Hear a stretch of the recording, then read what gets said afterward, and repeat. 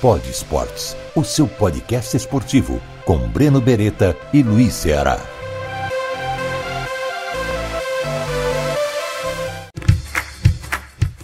Espera só mais um pouquinho que o Pod Esportes já vai começar. Você gosta de café? Sabia que depois da água, o café é a bebida mais consumida no Brasil? O café da Serra da Canastra é gourmet e tem um sabor todo especial. Você não precisa sair de casa para comprar. Entre no site cafedaserradacanastra.com.br e peça já o seu. Entregas em todo o Brasil. Agora, aproveite o podcast e, de preferência, com bom café.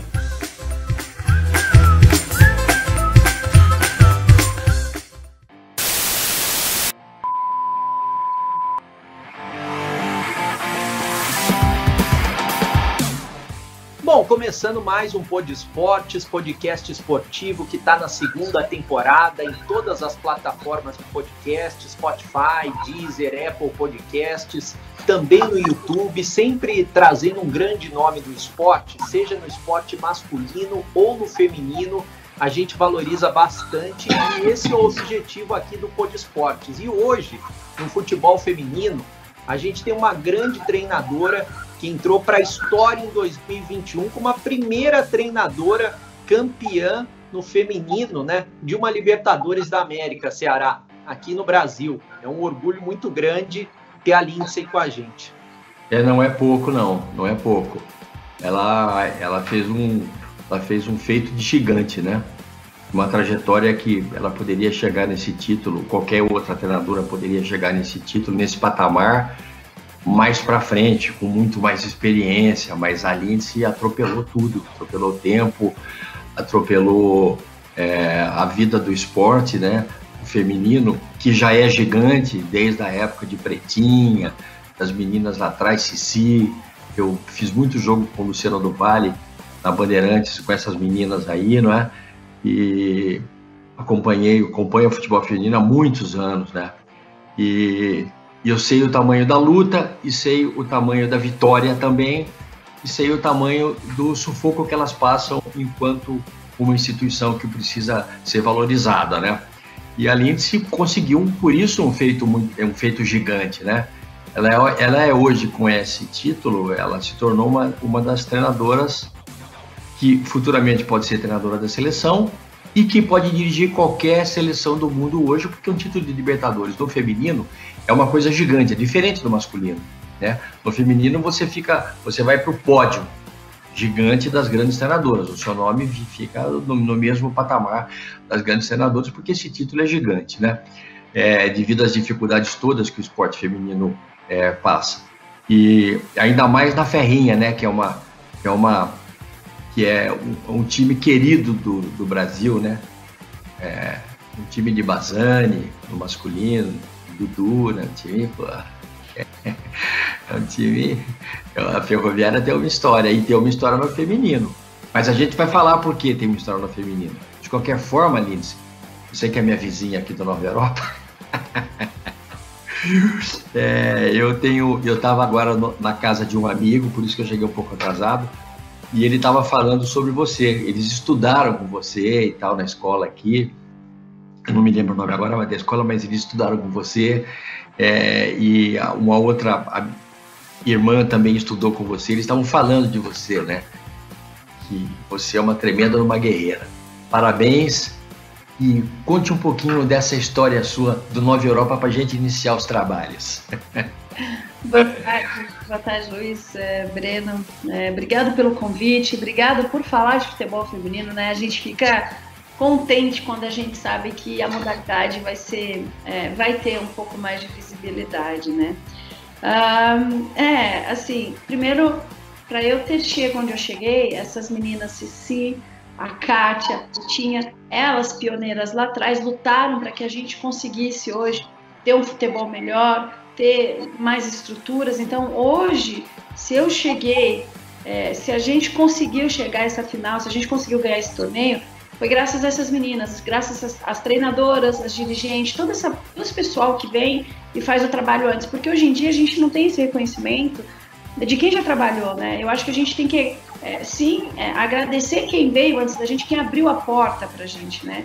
Claro que daqui 50 anos, quando falar, vai ter muitas treinadoras que vão ganhar, espero e tenho certeza, mas é legal saber que daqui a 50 anos, quando alguém falar, a Lindsay lá em 2020, né, porque foi válido do ano de 2020, a gente conseguiu essa vitória. Então, assim, se eu hoje estou me permitindo abrir portas para outras que vêm, eu tenho que agradecer a essas que vieram, né. Eu já te vi algumas vezes, Luiz, você caminhando lá no Bosquinho, há muito tempo. Os Guarantãs. Pois é, no Bosque dos Guarantãs. Quando eu ia jogar bola com os meninos do campão lá no fundo, eu vi várias vezes você caminhando e eu jogando bola com os meninos. Isso faz pouco tempo, não vamos falar tempo, né? Então, assim, eu sempre joguei nos campos do meu bairro aí, na Nova Europa, joguei ali na Vila Campos Sales, perto, 3 ruas acima. Eu morava na São José do Rio Pardo, agora virou avenida também, na São José dos Campos. Então, assim, eu sempre joguei ali pela região onde tinha campo, já fui na praça de esporte, eu sempre estava jogando, e só com meninos, né? Eu acho que foi isso que me fortaleceu. E no colégio também, na escola, né? Sempre no intervalo, nas aulas de educação física, eu sempre ia para a parte do futebol. Cresci com primos, né? Então, assim, eu acho que um pouco também faz parte da história, meus primos, né? Me deixando no bobinho lá muitas vezes para me fazer chorar, né? É complicado, mas eles não sabem, só que eles me fortaleceram muito, né? Para que eu perseverasse, né, nesse mundo do futebol. Mas, assim, eu sou muito feliz por ter tido uma boa infância, por ter tido a oportunidade de jogar futebol, né, nos parques, nas ruas. Então, é isso, as lembranças do bairro. Aliás, todas as vezes, quando eu não estou aqui em Araraquara ou quando eu não estou fora do Brasil, eu sempre estou na Nova Europa. Então, assim, é o meu lugar.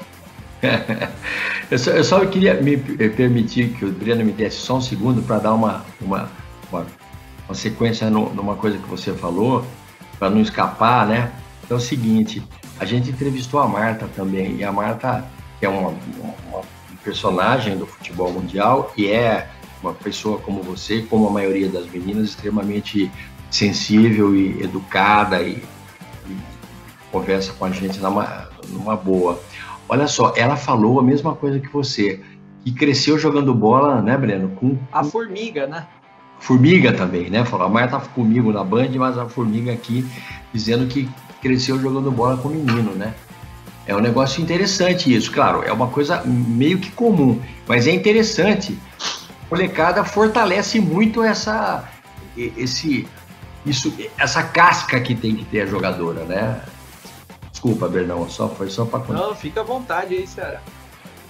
Não, mas é isso mesmo, eles deixam a gente mais forte. Não que a gente não seja, eu não entro muito nessa questão de gênero, sabe? Porque o homem é mais forte, a mulher é mais forte, não. Mas a infância, né, deixa a gente mais forte, ou algumas vezes, se a gente é um pouco fraca, acaba destruindo. Mas eu, no meu caso, me deixa mais forte. Meus primos me deixaram no bobinho, faziam com que eu chorasse, e eu fazia de tudo para sair do bobinho. Muitas vezes eu chegava chorando pra minha mãe, ele só me colocou no bobo. Ela, aí ganha dele, né? Ou ela falou assim, você tem 2 opções. Você para de chorar ou você para de chorar e vai lá e ganha deles. Então, assim, né? Isso só me fortaleceu. Eu queria que você contasse, Lindsay, aproveitasse para falar como que você chegou até profissional jogando futebol e depois como é que foi essa transição para você se tornar treinadora também. Na verdade, assim, eu quando criança eu jogava com meus primos, minha mãe, ela era funcionária pública, agora ainda bem que ela está aposentada, né? Ela trabalhava em Campinas, na rede de tratamento de água e esgoto, e tinha um clube, né? E uma vez uma amiga dela, uma mulher que trabalhava com ela, me viu jogando lá no clube e falou assim, olha, Janete, a gente tem uma feminina aqui, o que você acha dela vir? Eu deveria ter uns 12, 13 anos, e fui. Eu fui com 12, 13 anos jogar com mulheres de 27, 30 anos. Então, assim, o primeiro lugar que eu joguei mesmo foi lá. Depois também tive uma passagem por uma escolinha, né, de um treinador que fazia, um cara que o irmão dele chegou a jogar semi-profissional, ele também jogou Missão no meu bairro lá, na Nova Europa, né, na Vila Campos Sales, aliás.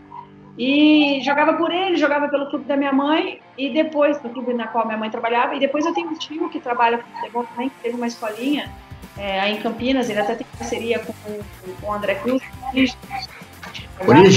Lígio. irmã do meu pai. Aí acabei jogando um pouco pela escolinha dele e depois eu fui procurar teste, né? Aí joguei um pouco em Paulínia, joguei pela Ponte Preta, numa paulistana que existiu em 2001. Depois fui jogar no Rio Grande do Sul em 2000, fiquei um pouco no Santos, do Cleiton Lima, em 2002. Depois fui para Veranópolis jogar. E quando eu cheguei em Veranópolis, eu coloquei na minha cabeça que eu queria ser atleta de futebol, ser profissional de futebol. Só que para isso, quando criança, eu morei com meu pai na Inglaterra. E eu me lembro de como as coisas eram profissionais lá. E nesse tempo, eu comecei a pesquisar, ir atrás, né, dos campeonatos europeus. E como eu tenho a nacionalidade portuguesa, eu falei, cara, vou fazer um teste em Portugal. Aí tinha um amigo meu que estava jogando lá em Portugal, aí eu vendi meu notebook na época, assim, Joel, arruma um teste aí pra mim, que eu tô indo. Peguei, vendi meu notebook, fui, fiz o teste, passei, joguei pelo Boa Vista, só que em Portugal a situação estava um pouco complicada, demoraram um pouco para me pagar, porque estava na época da futebol feminino no mundo não é muito diferente do masculino. Aí eu saí de Portugal, consegui, uma amiga minha estava jogando na Espanha, eu pedi para ela conseguir um teste para mim, fiz um teste novamente, joguei no sul da Espanha, no time do Puebla, joguei uma temporada, a gente foi vice-campeã da Copa de la Rei, da Copa da Rainha. Depois disso eu fui para a França, fui jogar um torneio no norte da Espanha, aí um cara da França me viu, um agente, né, no caso. Hoje inclusive ele é agente daquele Pavard, aquele jogador do Bayern, né, o lateral, não sei se está no Bayern, eu não sei qual equipe ele está formando, mas ele é da seleção francesa, um que marcou um golaço de fora da área, enfim. Ele, inclusive, é o mesmo empresário que eu tive. E ele me levou para a França. Daí eu fui para o Compiègne, que é uma equipe que jogava na primeira divisão. Quebrei meu tornozelo e no ano seguinte eu fui para o Lyon. Eu cheguei no Lyon, fiquei 2 meses, quebrei de novo um problema de fratura, tratei no DU, né, aí no bairro, ajudou demais. E daí eu parei de jogar. E nisso que eu parei de jogar, o treinador da primeira equipe lá da França, do Lyon, o Farri, ele me convidou para ser treinadora. Ele falou assim, olha, você sempre dá pitaco, você sempre fala de tática. Eu sou uma apaixonada por futebol, né? Não só gosto do que eu faço, como tenho prazer, né, de fazer o que eu faço. Então ele falou assim, olha, como você sempre dá umas pitacas, uns pontinhos, fala da formação tática, fala dessas coisas, o que você acha de você treinar o time sub-14, né? Sub-13, sub-14. Aí minha amiga conversou comigo, na hora eu aceitei. Aí comecei a trilhar meu caminho. Fiquei 4 anos lá no time do Lyon. Eu passei em 2011, eu fiquei de 2006 a 2010. Em 2011 eu fui para o Brasil, eu treinei o time de Jaguariúna durante 1 ano. Uma temporada, né, que foram 8 ou 9 meses. Na época o Paulista já era maior, tinha jogos regionais, jogos abertos. Era uma prefeitura entre a faculdade de Jaguariúna, né, e a prefeitura. Depois, em 2012, eu recebi um convite para ir trabalhar em Dubai. Então lá eu treinei o sub-17 e o sub-7, se não me engano, masculino. Eu nunca lembro se foi, porque eu treinei mais vezes as crianças, então eu acho que foi o sub-7 masculino lá e depois na França foi o sub-9. Isso, eu treinei o sub-7 lá. E daí em Dubai também, eu não recebia, na época ainda o Abel tinha acabado de sair de lá, o Abel Braga, e a gente tinha um amigo em comum que trabalhou com ele, e falou assim, olha, aí os caras só vivem de bicho, como era um clube pequeno, né, a formação lá, tudo academy, não é como no Brasil, né, profissional. Aí eu fiquei lá 6 meses, o dia que eu abri minha geladeira, vi que só tinha queijo e água, eu falei assim, olha, se eu comer queijo e água, eu tomo Minas lá, fico mais contente. Aí passei 6 meses sem trabalhar. Em 2013, apareceu uma oportunidade de eu ir dar aula em camps nos Estados Unidos. Daí fiquei lá uns 4, 5 meses. Fiquei parada mais um pouco, depois eu volto para a França. Nessa minha volta para a França, eu vou treinar um sub-14 masculino em Luxemburgo. Eu fui para morar no norte da França. Aí eu fiquei 2 anos nesse clube. Primeiro eu peguei o sub-14, depois o sub-15. A gente acabou sendo campeão nacional, né, com essa categoria, e eu estava finalizando meus diplomas e fazendo uns estágios numa equipe de Terville, né, que é na França, e nessa época, quando eu tinha sido campeã com os meninos, o presidente me convidou para ser treinadora do time masculino, que era profissional, né, 8ª divisão francesa, E nisso eu aceitei, fiquei 2 anos lá.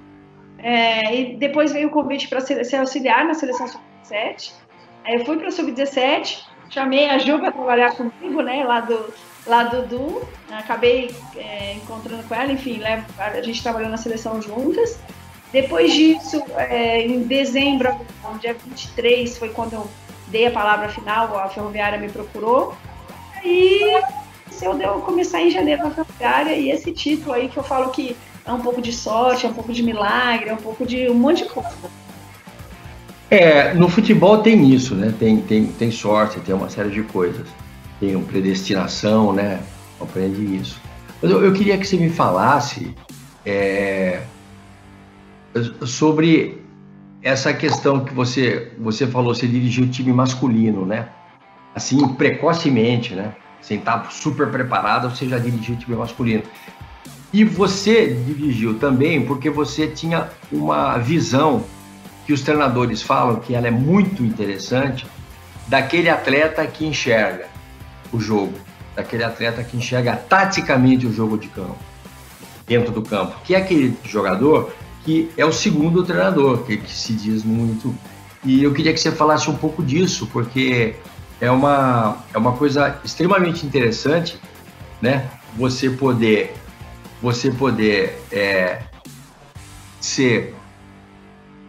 vir para o futebol através desse conhecimento seu como atleta que fez com que você virasse treinadora. Assim, eu quando atleta, eu sou canhota, então eu não sei se eu era muito boa ou se eu enganava muito bem, mas eu sempre eu sempre procurei dar meu melhor, literalmente, né? Não simplesmente só chegar e treinar, né? Então, eu sempre, na minha época, a gente não tinha muita analista de desempenho, mas eu procurava analisar o treino, como foi, o jogo, para saber onde eu podia melhorar, o que eu poderia fazer, e conversava com o treinador de alguns posicionamentos, inclusive, eu acho que eu era até folgada, eu acho que eu vou me colocar como uma folgada, porque eu questionava algumas atletas, né? Porque em campo, a gente, hoje como treinador, eu ouço muito minhas atletas, porque é diferente de eu falar faz A e estar presente para fazer A, né? Tem atleta que consegue desempenhar bem isso, agora tem atleta que não. Então, na época, eu conversava muito com ele, porque eu tenho uma autocrítica assim, muito forte, muito apurada, eu me cobro muito. E nisso de me cobrar, eu ia falar com eles, né? Sobre posicionamento, sobre as meninas, sobre a mim mesma. Então, eu acho que é um pouco disso, né? Eu acho que os jogadores, hoje, com as tecnologias que a gente tem, eu acredito que fica um pouco mais fácil, né? Pra gente gerenciar essas coisas. Porque você pode... Hoje, no caso, na Libertadores, eu não consegui assistir jogo de nenhuma outra equipe que não fosse nosso adversário, porque eu via 2, 3 vezes o mesmo jogo para saber como a gente poderia fazer, o que poderia fazer, onde poderia fazer. E na minha época não tinha jogo transmitido, era fita cassete, né? Então, assim, hoje com a internet você acelera, vai onde você quer, volta, dá o replay várias vezes. Então, isso otimiza o nosso trabalho e deixa ele um pouco mais, não fácil, mas a gente nos permite analisar muito mais. Então, eu acho que foi isso na época, né? E quem é atleta, foi da minha época e é agora, e consegue se autoanalisar e ser crítico, né? Porque não adianta ver um jogo e falar, ir mal e falar, pô, fui super bem. Não, acho que a autocrítica tem que existir. Eu acho que isso até melhora o desempenho do atleta, né? Quando ele vê que ele errou no jogo, eu tenho certeza que no próximo jogo vai ter lastros de algumas coisas que ele errou para que ele não faça mais. Então, assim, é muito importante o atleta que se autoanalisa. Eu pedi, principalmente para minhas atletas, eu não sei se é o hábito, não consigo dizer, porque a gente está se conhecendo ainda, né? 3 meses de trabalho. Então, assim, eu peço sempre para que elas vejam os jogos, né? Para que elas se analisem e não errem aquilo que elas... não repitam o erro que aconteceu do último jogo. Claro que a gente tem o analista de desempenho, que também é de Campinas, e ele fica passando as coisas para as meninas. Então, assim, o atleta ser um pouco técnico em campo é maravilhoso para a gente como treinador. Hoje eu posso assegurar que isso só ajuda. Como é que você vê, Lindsay, a evolução do futebol feminino aqui no Brasil, até nesse ponto tático, técnico, porque há algum tempo o futebol feminino não tinha base, né? Hoje que está começando a se estruturar, e também a seleção brasileira, a CBF, trouxe a Pia Sanhage justamente para o futebol brasileiro tentar evoluir. A gente espera que daqui a alguns anos, né, o futebol feminino possa ter você e outras treinadoras que possam fazer esse papel da Pia, né? Sim, assim, eu não pense em... Eu tive a sorte, eu digo que tudo que eu sonhei, eu sempre consegui. Eu queria treinar homem, eu consegui. Eu queria treinar na seleção, eu queria ir para a seleção, eu consegui. Eu queria estar num grande clube brasileiro, eu consegui. Então, assim, eu digo, seleção eu nem coloco em pauta, porque eu acho que é muito cedo e tem alguém muito, como você falou, muito boa e muito competente lá. Eu digo sempre que nós, do feminino, estamos vivendo os anos 70 do masculino, né? Porque a gente tem uma velocidade um pouco menor, estamos começando a compactar mais as equipes, né? Eu peço muito para que a minha equipe seja mais compacta. Então, assim, eu sempre lembro que a gente ficou quase 40 anos, aliás, 40 anos, impedidas de jogar futebol, né? Não existia torneio, não existia campeonato. Então, é muito recente. Se a gente parar para pensar que, se eu não me engano, o primeiro paulista foi em 87, é pouquíssimo tempo, né? Sem o futebol feminino. Então, a gente já tem a parte cultural, né? A gente depois tem um tempo sem trabalhar, sem treinar, sem ser profissional. Somos profissionais há 4, 5 anos no máximo. Temos um campeonato, um calendário maior há 4, 5 anos. Então, assim, o feminino ele vem evoluindo conforme as estruturas vêm aparecendo, né? Então, a base é outra coisa que veio para melhorar e muito. Há 2, 3 anos temos sub-16, sub-18, sub-14, paulista sub-17. Então, assim, quanto mais estrutura a gente tiver, melhor a gente vai estar. Então, eu acredito que daqui 4, 5 anos a nossa seleção não vai existir mais Marta, não vai existir mais Cristiane, mas vamos ter uma geração de meninas um pouco... Pode ser que elas não tenham a habilidade que tinha a Pretinha, né? Não vão ter a habilidade que a Marta tem, mas vamos ter meninas mais formadas, né? Então, assim, acredito que a evolução ela vai acontecendo conforme vamos estruturando, né? Conforme vai havendo investimentos, né, na modalidade. Ô, Lindsay, você pegou a Ferroviária, falando um pouquinho do seu título, você pegou a Ferroviária em um trabalho de 3 meses, mais ou menos. Você montou um time digo, fora, comissão técnica, para chegar e pegar aquelas jogadoras que você sabia que eram boas jogadoras, faltava alguma coisinha para virar um time de chegada, né? Porque você sabe que existe isso no futebol. Você tem um time de bons atletas, de repente eu viro um gigante, né? Fala, pô, mas como é que os caras ganharam? Pô, é uma comissão técnica que foi para cima e fez o time brilhar. Eu queria que você contasse como é que vocês conseguiram isso? Assim, quando eu cheguei, na verdade, a única pessoa que eu consegui trazer, e também acho que existe uma parte justa nisso, foi a minha preparadora física, né? E que, na verdade, eu nem era amiga dela. Eu fui fazer uma visita lá no Ceará, no Fortaleza, e ela estava trabalhando, e eu gostei muito do aquecimento dela. Eu pude ver 3 vezes o trabalho dela, fui atrás para saber quem era ela, e gostei muito desse trabalho dela. Então, quando eu venho... Porque só para te interromper, porque eu vivi muito dentro de vestiário, né, no método que podia. E o preparador físico, ele incendeia o vestiário, quando precisa sempre, e incendeia o treino físico, que é para dar um contorno daquilo que você está falando, né? A importância do... Sim. Aliás, eu digo que o treinador, ele aparece só lá, porque o treinador não faz nada sozinho. Eu preciso do meu preparador físico, né, do fisiologista, do meu analista de desempenho, da minha auxiliar para me ajudar nos treinos, da minha coordenadora, do físio. Eu digo que a gente dá muita moral, eu mesmo sendo treinadora, a gente dá muita moral para o treinador, mas o treinador não consegue fazer nada sozinho. Claro que a última palavra é dele, mas a necessidade do grupo é muito grande, né? Todos temos que trabalhar junto.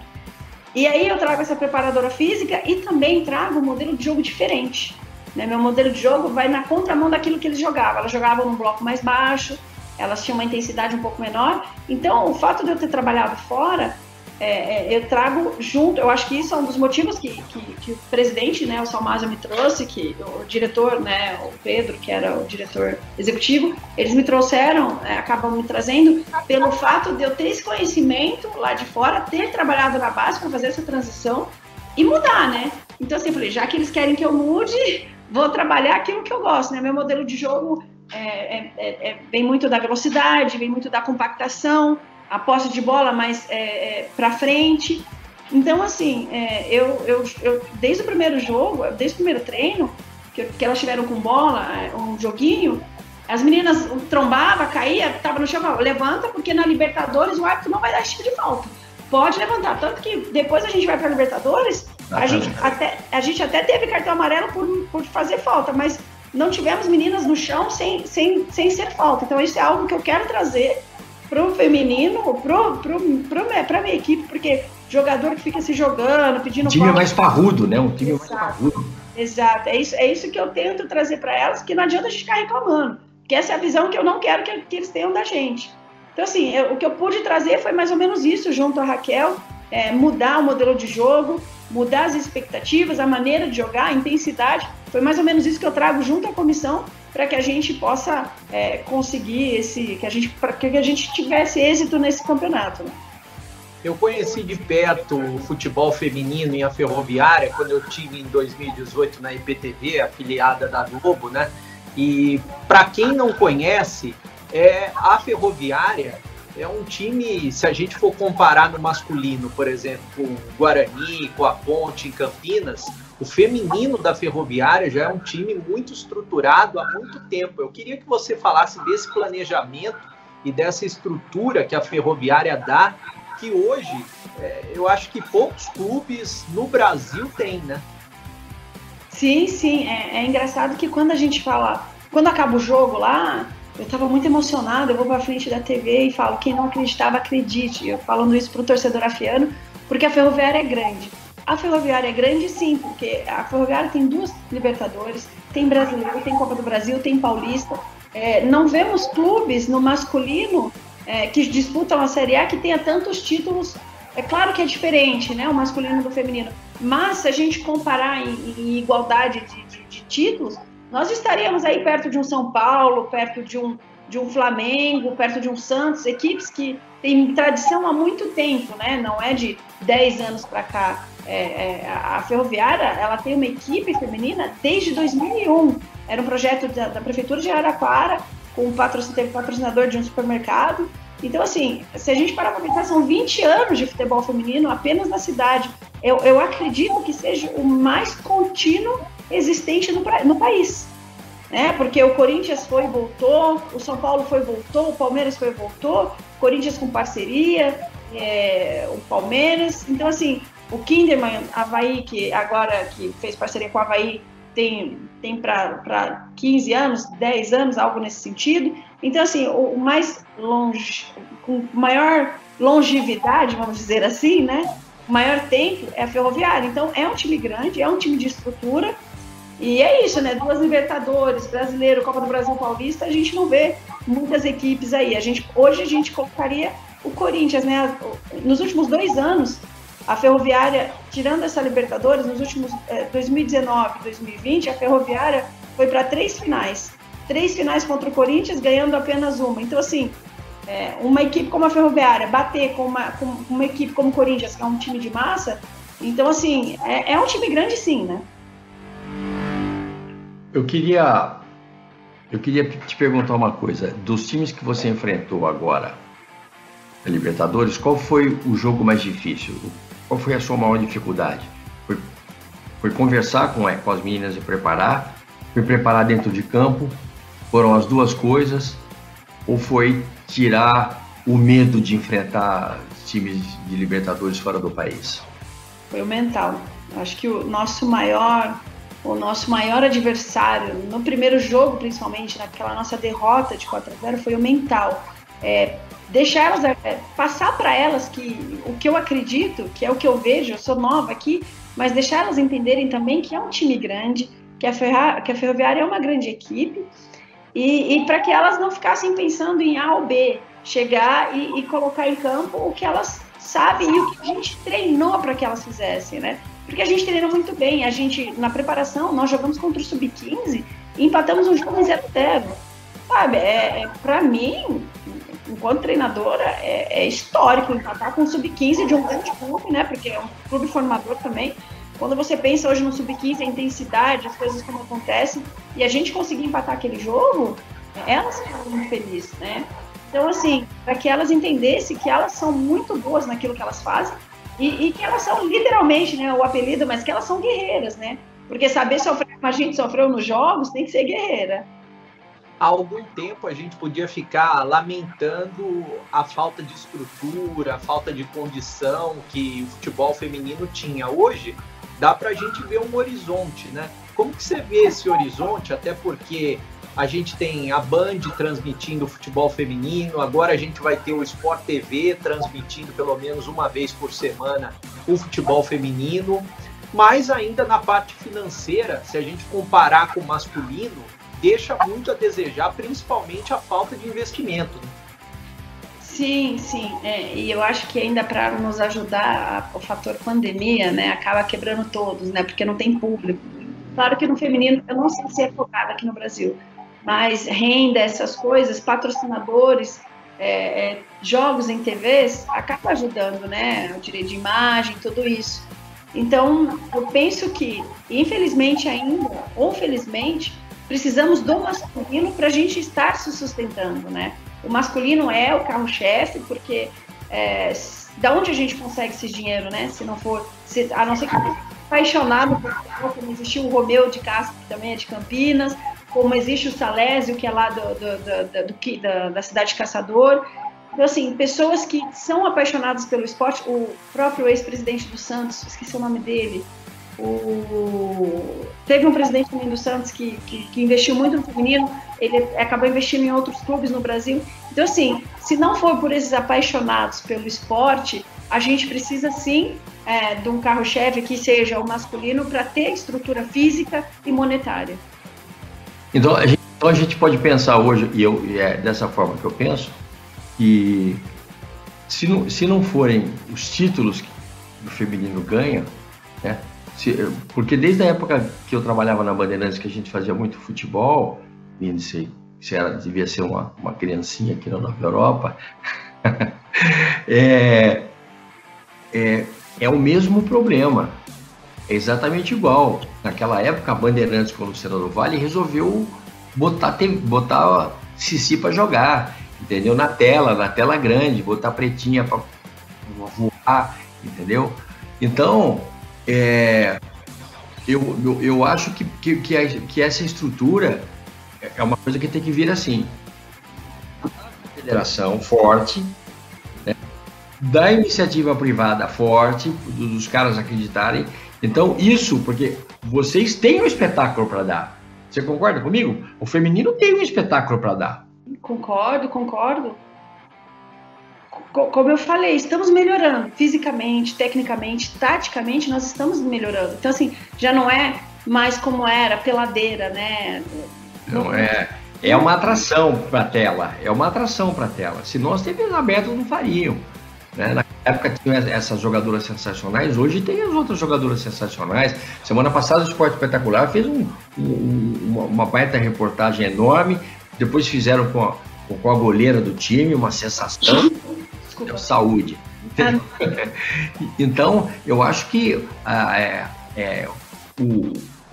a base, por exemplo, que a Ferroviária tem, ela serve de exemplo para que surjam os grandes nomes do feminino. Eu posso falar claramente assim, os grandes nomes do feminino. Né? Sim. E outra coisa, quando a gente pensa em feminino, precisa diminuir o campo, precisa diminuir o gol. A gente mostrou a Luciana pegando pênalti, a gente mostrou que a gente tomou o primeiro jogo de 4-0, mas o restante, a gente não tomou tantos gols, não fizemos também tantos gols, não fomos tão superiores aos adversários, que isso é positivo, porque isso é positivo em todos os lados. Os placares do Corinthians, eu não acho que é uma equipe muito forte, é a melhor equipe que a gente tem, sim, isso é fato, porém, o placar de 16-0 não condiz com o que é o futebol, né? Com o que é a realidade hoje do feminino.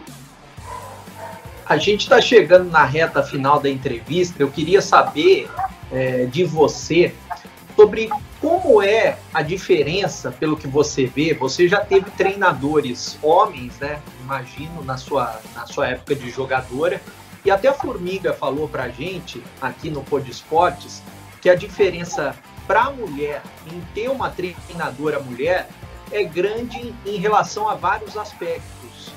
O aspecto de entender o ciclo da mulher, o aspecto também psicológico, e eu imagino até no vestiário, né? Não sei como é que é a intimidade. Eu queria que você falasse disso, até porque você está sendo marcada aí como a primeira treinadora mulher, né, a ser campeã da Libertadores América. Assim, eu não tive a sorte de ter uma treinadora, não tive mesmo, infelizmente. Mas eu tive muitos treinadores, e o que eu tive de treinadores, eu procurei, teve muita coisa que eu tentei fazer parecido e muita coisa eu quis fazer diferente. No caso, eu sou uma pessoa que eu falo muito palavrão, eu estou tentando melhorar essa minha parte, eu acho que isso é muito do esporte, né? E algo que eu não falo palavrão para as minhas atletas. Eu falo palavrão comigo mesma, mas eu não xingo as minhas atletas. Pô, você não xinga ninguém na beirada do campo, né? Não. E é isso que eu não gostava. Era esse tratamento que eu não gostava. Porque eu acho que a gente consegue tratar, ficar brava, poxa vida, né? A gente até fala uns palavrões nesse sentido, mas não direcionando a atleta. Porque assim, a mulher, eu posso falar com propriedade, porque eu treinei homem e mulher, se eu falar assim, pô, cara, você não tá entendendo que você tem que ir pra direita? Ele vai ouvir e vai fazer. Agora, se eu falar pra mulher, pô, você não tá entendendo que é pra direita? Infelizmente, ainda, a gente acaba levando um pouco o pessoal, acho que ela não gosta de mim. Acho que ela tá pensando que eu não sei. Então, assim, tudo isso eu procuro trazer e mostrar pra elas. Só que existem o bônus e o ônus, né? Porque a mulher, muitas vezes, algumas vezes não aceitava no começo, lá em 2011, em Jaguariúna, as meninas não aceitavam ter uma mulher como treinadora. Aí isso eu usava de gatilho para mim. Eu falei, então vocês preferem um cara xingando vocês, falando mal com vocês do que uma mulher? Então assim, porque era hábito, né? Às vezes elas se questionavam. Mas eu acho que, voltando mais uma vez, não é a questão do gênero. Claro que a gente vai entender o ciclo menstrual, a gente vai entender as dores, e o fato de eu ter estado com homens e com mulher, como treinadora, me permite ter um conhecimento um pouco maior. As mulheres, taticamente, são muito obedientes. Se a gente falar, vai ter que passar pela porta, elas vão passar pela porta 10 vezes. Agora os homens, você vai falar, vai ter que passar pela porta, ele dribla o batente, ele dribla a cadeira, e depois ele vai passar pela porta. Então, assim, existe essa diferença. Então, acho que ter uma mulher treinadora, para a mulher, existe sim o lado positivo, porque a gente é muito mais minuciosa, entende algumas coisas. E no vestiário, eu nunca tive problema com treinador ou treinadora, assim, ou atleta homem ou mulher. Bom, como o Verena falou, a gente chegou nesse finzinho da entrevista e eu sou amigo da Ju.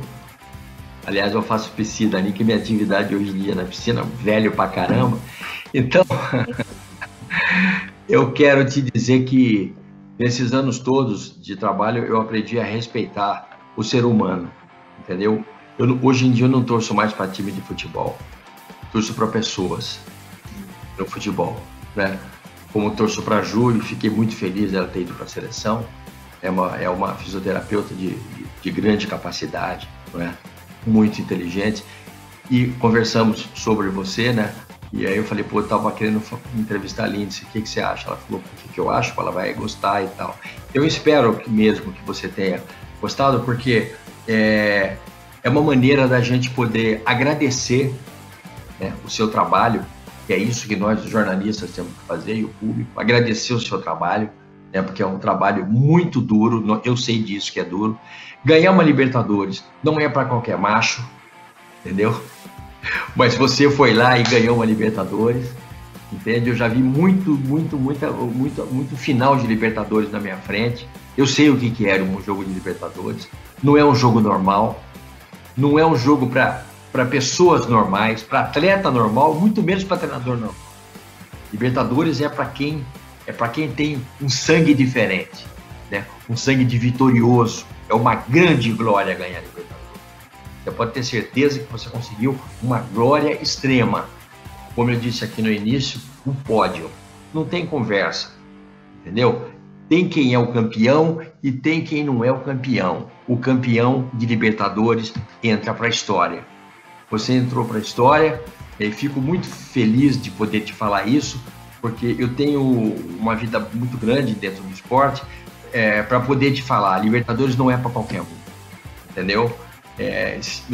Pode levar isso, pode dormir com isso no travesseiro. A Libertadores não é para qualquer um. A Libertadores é para quem é realmente glorioso, vitorioso, muito melhor que os outros, entendeu? Muito melhor que os outros. Não se ganha uma Libertadores não sendo muito melhor. Não tem aquele negócio, ganhou nos pênaltis. Não tem isso. Quem ganha Libertadores nos pênaltis ganha muito, porque é muito. Quem ganha Libertadores jogando um jogo normal ganha muito. A Libertadores é muito. É por isso que é desse tamanho a Libertadores e todo mundo quer o que você já tem. Parabéns, muito obrigado. Fiquei muito feliz de você estar com a gente aqui e eu tenho certeza que sua carreira será gloriosa. Apareça um dia lá no Du para a gente se conhecer pessoalmente. Pode deixar. Beijo grande. Muito obrigada. Quem agradece sou eu. Muitas vezes, quando eu via você passar, eu te via na Bandeirantes, lá em São Paulo, eu sempre pensei assim. É engraçado que eu sempre, puxa, eu queria um dia poder conversar, falar sobre futebol. E não é que Deus me deu essa oportunidade. A gente tem os ídolos, sim. Você sempre foi um exemplo. Vou falar legal, você. Obrigado. Porque eu. Claro, você, claro. Você com todo o respeito. Com certeza. Para mim, eu ainda custo acreditar. Quando eu fui em alguns canais, eu custo acreditar, porque eu sou uma apaixonada por futebol. Eu sou uma sonhadora do futebol. E quando eu ouço essas palavras, me emociona muito. É muito importante ouvir isso. E eu só quero agradecer ao futebol, porque, como eu falei, todos os meus sonhos sempre aconteceu. Falar com você, falar de futebol. Obrigada mesmo pela oportunidade. Me desculpe o tempo, os contratempos, anda um pouco corrido. Não, se preocupe. De verdade, eu só tenho a agradecer mesmo. Muito obrigada. Lindsay, e para fechar com você, a gente vai te mandar 2 presentes. O primeiro é uma caricatura que a gente faz para todos os entrevistados, né? O Caricasson, que é um artista muito talentoso, lá do Nordeste, ele faz caricaturas especiais, ele vai fazer uma caricatura sua. Já fizeram caricatura sua ou nunca? Nunca, que legal. Vai ficar feinha, hein? E nada, vai ficar legal, ele faz uma caricatura bem parecida com a pessoa e a gente vai colocar você com o uniforme da Ferroviária também. E você gosta de café, Lindsay? Gosto. A gente vai mandar para você um café gourmet, que é o café da Serra da Canastra. Então a gente vai mandar aí para você experimentar e poder te dar mais energia no dia a dia aí com o time da Ferroviária também.